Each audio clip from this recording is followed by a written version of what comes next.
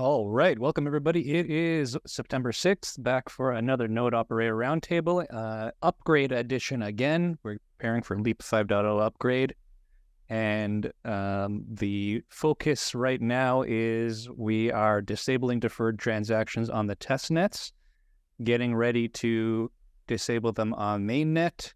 And then we've got also some early API node testing ongoing. And so maybe we can talk about all those topics and if anything else to share, either on the progress side of software development, if maybe we get an update from ENF on how that's going, if that's on track. And we'll leave it open for any other questions, comments, topics that come up from the group on the call here. So yeah, before we hop into it, anything to add on the software development side or anything? Well, so on the topic of deferred transactions, the plan we published asks for block producers on EOS to begin disabling deferred transactions on the 8th. If you're a developer and you're hearing this and you've got an application deployed on EOS, and that means you should make efforts to confirm that is not going to break you prior to the 7th, which is tomorrow. So we're down to the wire. I sent a reminder to the Antelope developers sort of group the other day. I could certainly use help from this group to disseminate that. I'm going to send another message. Sorry, I sent the reminder yesterday. I'm going to send another message today, and would appreciate help from folks on this call to sort of disseminate that information out to app developers who have apps on EOS.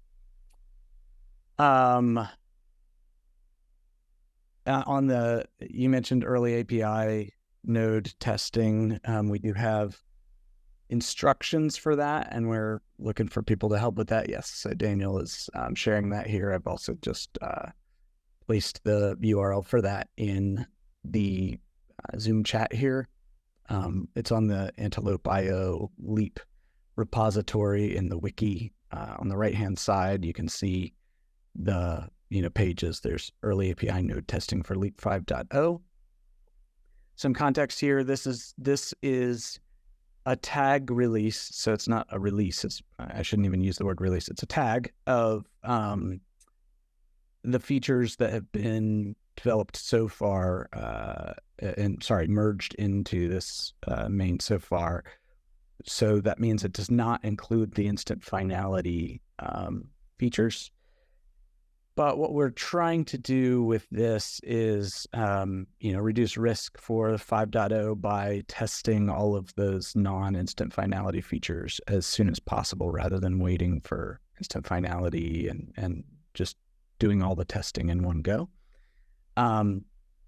So what we're asking is that folks, follow these instructions. It kind of gives some a template for like recording your testing results, and step-by-step, instructions on tests. We're also leveraging the WRF and WRF-Kit test suite here. So there's instructions on what we want to do here.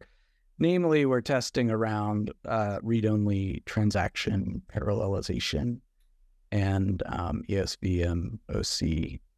And just confirming that, one, software is stable, and two, that the resident memory is indeed smaller and that the CPU utilization is indeed lower. I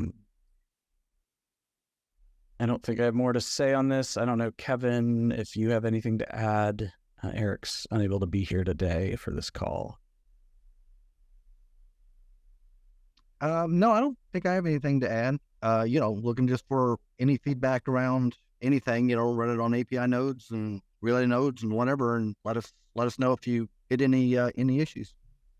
Yep. So I think Michael asked the question. We don't know, what is this WRF-Kit test suite? How to run it? There's no instruction. Oh, okay. whatsoever. Yeah. Okay. I don't even have a link. Exactly. I'll update that's a silly oversight. I'll update the wiki article here with links to that, and then send a message in the Antelope Node Operators channel saying that I've done so. And I'm also curious, I mean, what's kind of, and Stan even asked, what is the general scope of where we're trying to test it? I guess first thing I did was fire it up on an EOS node. Now, obviously, I'm not running it on my production EOS node because we don't know. So I've got a dedicated node that I'm trying to baseline and figure it all out. But, I mean, that's EOS. Well, I can run a test kit against it, but, some of the true tests is going to be when you see I get 110 million API requests a week. Right. That's the 256 thread benchmarking where it chew up all the memory and see if it's better. So I'm curious, and going forward. So if we release pre-finality features for just API, the next version after that is it. So, one thing I'll say is that at this stage, this tag does not have any like consensus breaking stuff or anything like that. I wouldn't jump straight to like putting this on a production API node where like you're actually serving critical requests at this point, because we don't have the confirmation that it is indeed stable at this point. So right now, having it on an EOS node is fine because it's not block production, excuse me. Well, the thought was that state DB is way bigger. I mean, that's really where we're looking, right? I mean, yeah, and that's Jungle's like 2 megabytes or something, or exactly. meg. I would even encourage doing an EOS API node, but an internal testing only one for at this stage, right? Now, of course, that does mean that like we're limited on, unless somebody has the capability to do massive sort of massive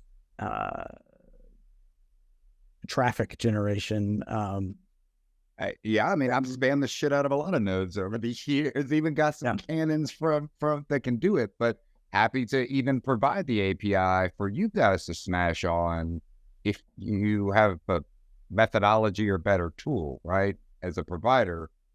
We do. We have the ability with some test harnesses to do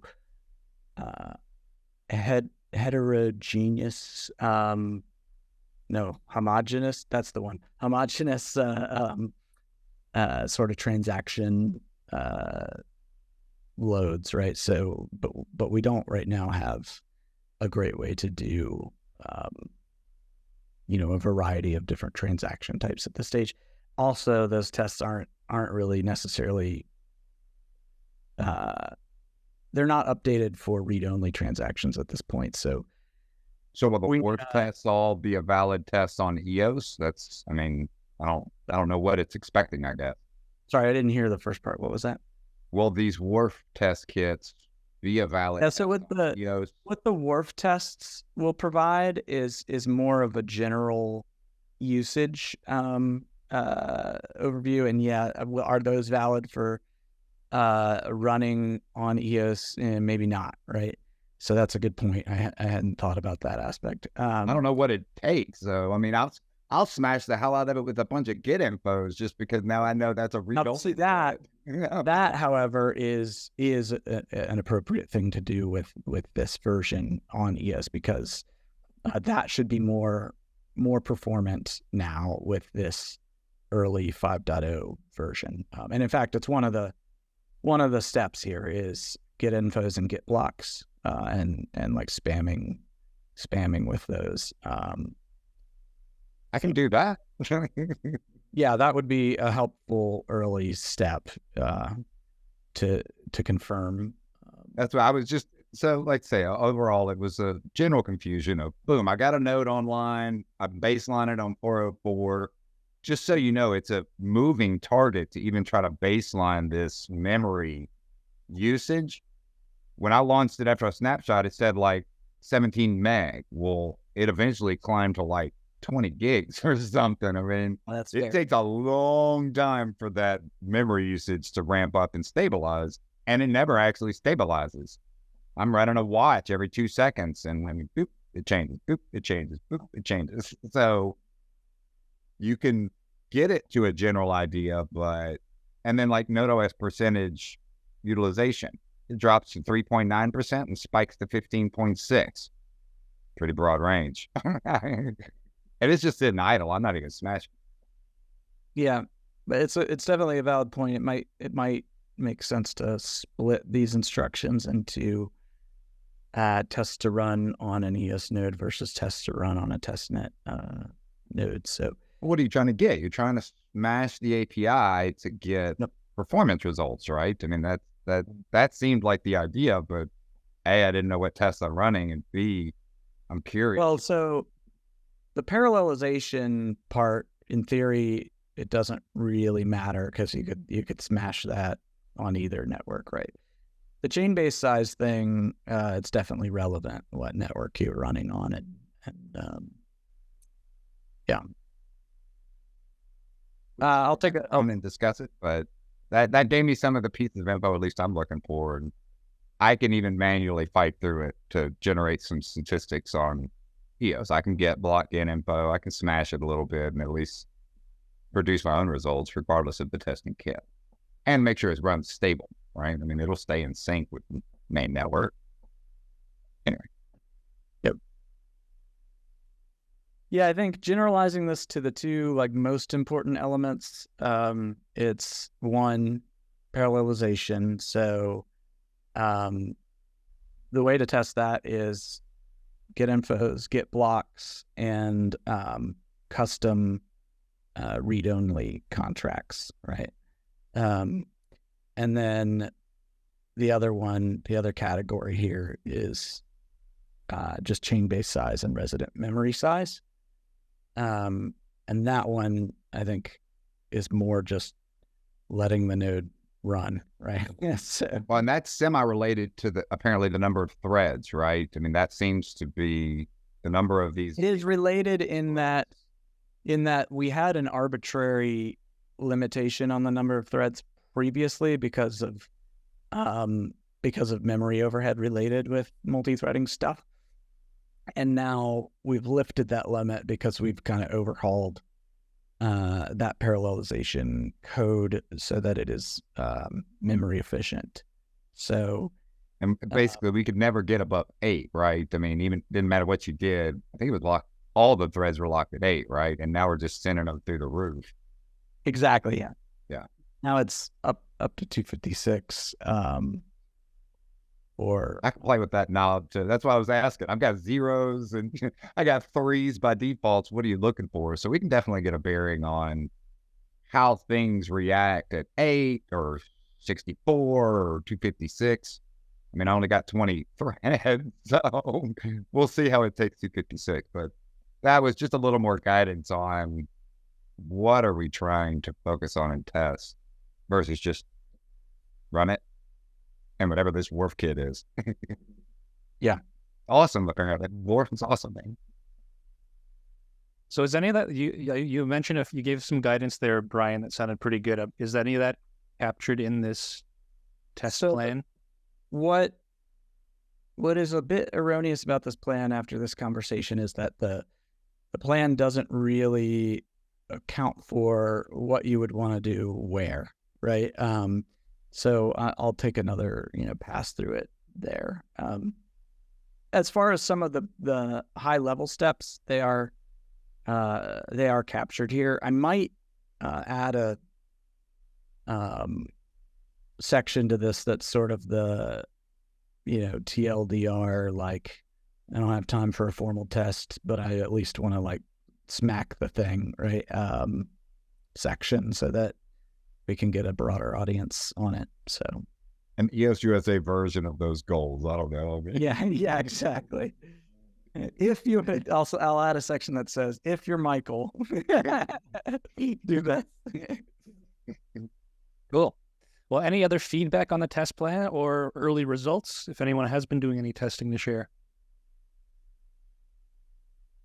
Yeah, even just like who has attempted to build this? Did the build work for you? Not that I expect that it wouldn't. And has it at least, started and run without crashes for you? They're working on baselining. Yep. Next will be build. Cool. All right. Same build All right. process, I assume, right? I haven't looked at the release notes, but same as 4.0, same kind of manual build process. Yeah. So there's like two important configuration changes that are documented here in the plan. I did see those, like the EOS OC or the OC. I guess and you asked build instructions, so that's kind of correct. That's what I mean. Just the standard. It changed in 4. Yeah, I assume that's the same CMake. Yeah, I am not aware of changes to the build instructions. So if you run into problems, let me know, because it's possible that there is a change here that I just slipped past me that I wasn't aware of. So, well, there was build I'd check that. changed in the middle of the 4.x somewhere, and those got reverted. So probably they're back. So probably there's some build change. What is that? Sorry, say that again. In the middle of the 4.x releases, there was a build change at one point, which then got reverted because I complained that it changed the behavior that I was used to. So probably that changes in 5.0. It may change back. It may change. I don't know. I mean, I didn't look at it yet. So. That's what I haven't gone and chased that. That was if I remember right, I think that was a script that we removed. I think we put it back. I don't think we've since taken it back out. So I think you should be fine there, if I'm remembering the right thing. If not, I mean, certainly let us know and we can take a look at it. The biggest change probably related to build in this that's in 5.0 is the fact that we're now bundling Boost along with Leap, as opposed to being an external artifact that was pretty much under your control. You could use whatever boost you wanted. Now with 5.0, there's a boost that's included, and that's the one that you'll use. And you'll notice that when you pull the branch, when you update the submodules, it takes a bit to pull down all the boost. So that's one change.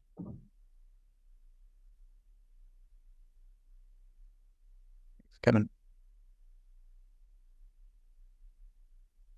All right. Unless there's any other feedback, let's turn to disabling deferred transactions. I'll give a moment. All right. So both Jungle and Kylin, we're past the target date we were aiming for, September 1st. There's still one BP, EOS Sweden, on both Jungle and Kylin who is yet to at least give us any word whether they're aware or whether they have disabled for deferred transactions. I don't think there's a way we can check. But perhaps it's at the point now where we can start discussing if we want to expedite this test. This is in both cases on Jungle and on Kylin. Sweden is the BP that's missing in action. So we could coordinate to, give it one more chance. But I think I saw Michael just the other day, not today, poking them again. Still no word. Poked them again, so we'll see. So if we don't hear anything, what we can do is, essentially coordinate, vote them out, put someone else in who's active, and then we'll get our test. So that's the current status on Jungle and Kylin. This was raised. We've got the monthly EOS block producer call with the top 30 block producers, I believe, in attendance. Pretty good attendance on those calls. So we had one of those calls, I think it was 2 weeks ago, where I raised this on that call that this is coming. So everyone is already aware. We've shared it also with all the top 21. There's already been, I think, one or two who's already gone ahead and disabled it. But we will, starting Friday is the date we want to start disabling on EOS, and so we'll ramp up the coordination on EOS mainnet at that time. But I feel pretty confident we should be able to take care of that by the deadline. Anything to add? I was just gonna say, maybe someone could go run substreams on those test nets and see how many deferred transactions there are. Like Yarrow just ran that on the EOS, right? Yeah. Then So- you know which block producers are still not. Right. You could see the who produced that. Yeah. So speaking of that, Yarrow has built a substream for measuring or for tracking the deferred transactions. We ran a test on EOS mainnet on the last 600,000 blocks, and we found that there was only 16 contracts pushing deferred transactions, and 99.99% of them were all coming from a single ARB bot. Baby is Coming is the account name.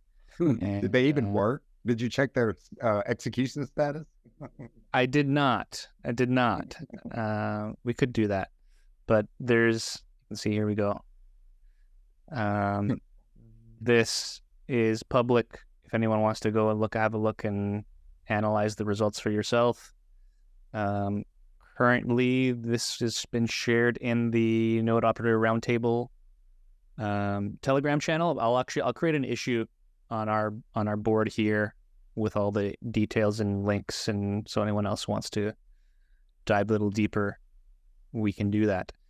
And to Matthew's point, are we running our fire hose on both Kylin and Jungle, so that someone could use our endpoint if they wanted to, and There. run this substream. Or maybe we can ask Yarrow to check there too, once we've settled the final BP. And this spreadsheet is from what network? This is EOS mainnet. Okay, thank you. So yeah, on the topic of outreach to dApps, it's a limited audience that are actually looking that are using this right now.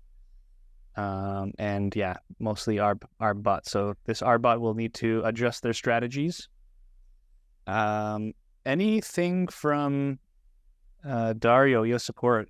I know you guys have been doing some outreach with developers. Any new feedback coming back since last week's call?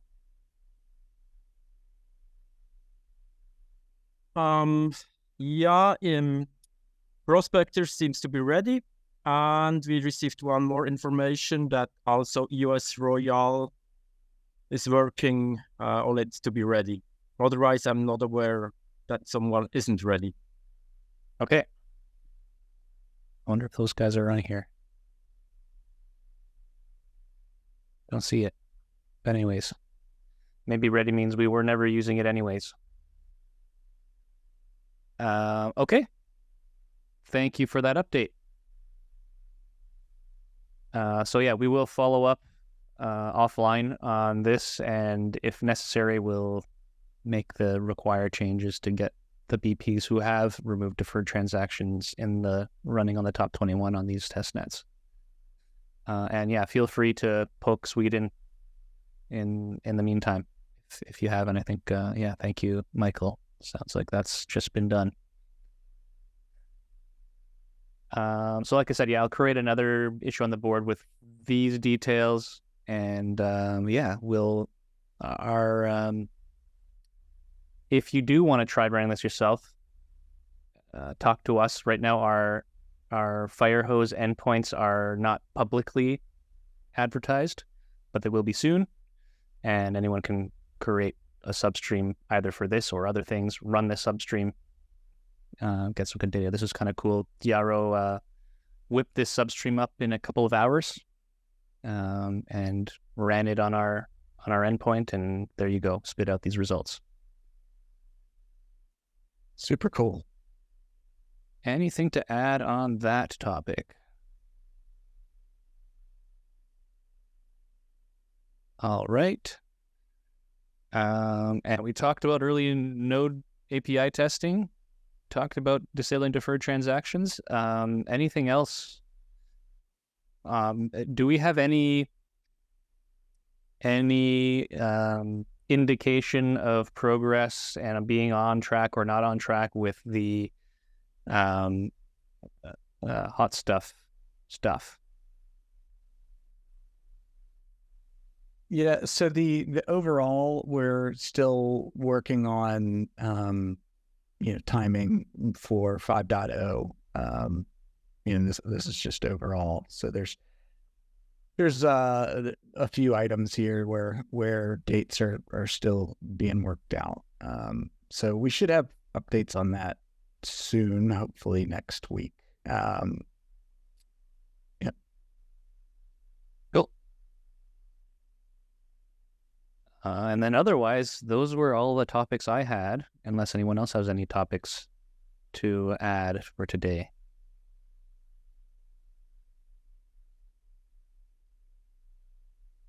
Yeah, I'm racking my brain.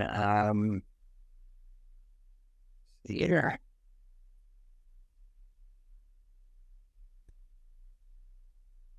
On the documents, I am trying to go through, I think it's Nathan that works on them, right? The EOS Network docs, and pick out what I can that he's put out there in relation to all the different parameters and groupings, and there is some interesting info I found out there. So when I get time, I try to go back through there.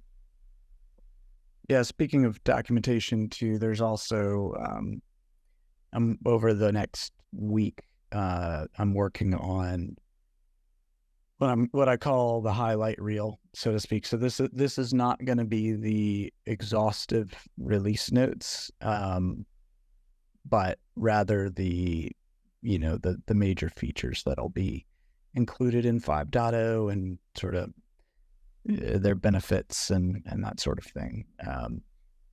It's a first step towards complete release notes, and should be useful both for marketing purposes and for support purposes, leading up to the release. So. Cool. That's expected the 12th. Is that on track? Well, that is a very valid question. I've got, basically two features with high-level notes written up. There's a ton of features. Part of the work here is actually just sort of like semantic clustering, if you will, to like what things make sense to sort of bundle up into talking about as one theme rather than as individual features. If I tried to talk about individual features, there's literally hundreds of little things, you know what I mean, that most of them kind of group together into like just a small number of logical things. So yeah, that's part of the work. So I'm actually not at a point where it's clear to me how close to done I am. But this being a highlight reel and not intended to be a complete set of release notes, there's also an element of good enough, if that makes sense. So it may slip by a couple days, but I don't intend to let it slip past next week, because worst case, I'll ship with whatever we've got, as far as that document goes. Cool. All right. So highlight reel coming soon. Anything else? And I see you have support tagged to send that out when it's ready. Right. So Dario, support team standing by. Cool. Yeah, and the intention of that, by the way, is just to, it's one thing to tell people, 5.0 is coming, get ready. Ideally, we can tell them 5.0 is coming, and here's why it's important. Get ready. You know what I mean? So Cool. Any other topics? not on my docket. Related to the upgrade? Nah, I can always talk about tech. Well, we have 25 minutes left. We can wrap up early or shift gears. I'll let y'all decide that. Well, I'm happy to wrap. There's nothing pressing. And we'll, like I said, coordinate offline about getting these last BP upgraded on Kylin or last BP disabling deferred transactions on Kylin and Jungle. And we will check back in on that next week and in the chats. Sounds good. Have an awesome day, everybody. See you all next week.